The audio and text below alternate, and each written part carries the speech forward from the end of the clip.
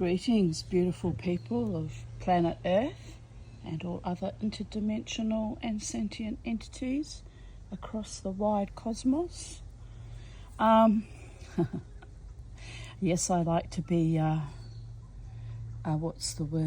multi-dimensional. Why limit ourselves to just one way of being? Anyway, although I'm very much a mortal human woman with her big feet, hobbits' feet planted firmly on planet Earth, I remain an earthling no matter what for this incarnation anyway. I'm sticking to that story. Anyway, I wanted to show you my wonderful YouTube audience, subscribers, likers and commenters.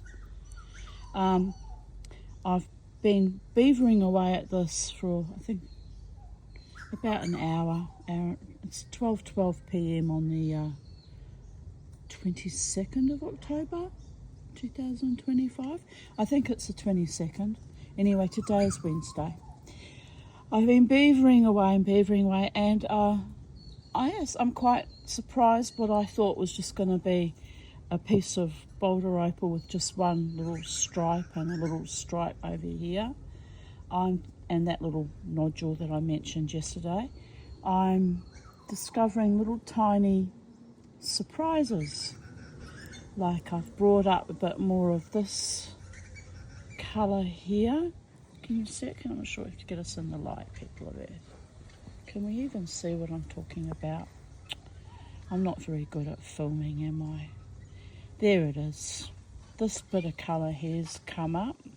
Quite lovely. And I'm starting to dig away here. I'm scared to dig too much because that's how I lose opal. But there's some wonderful colour inside this little patch here of little flickers of, there it is. Ah, baby, there you are. Little flickers of like what looks like emerald green. It's not emerald, obviously, it's opal, but you know what I mean. Anyway, little flash in there. So I'm going to dig away at that very carefully and judiciously. See if I can bring a bit more of that colour up. I've been digging it away, but see all these sparkles? There'll be tiny flecks of opal as well that I've actually cut away, which is sad, but oh well.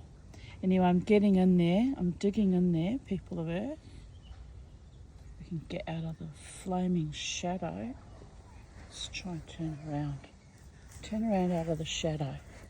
Let's be scientific about it. Right.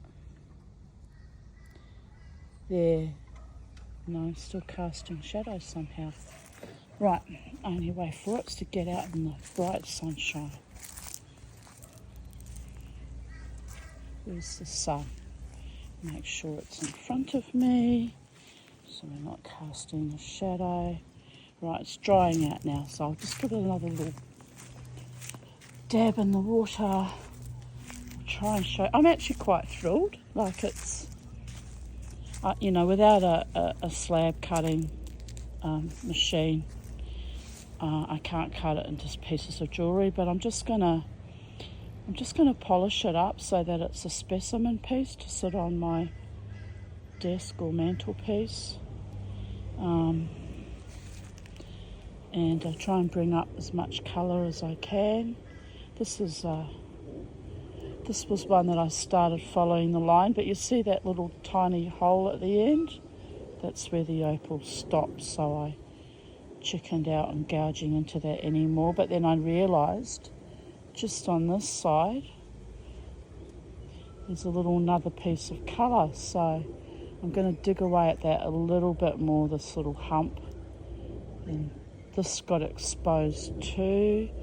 So there's plenty of colour on this. What I actually thought was going to be a very bland, ordinary piece has taken me a little bit by surprise. And that's what's lovely about working with Boulder opal, is like a box of chocolates.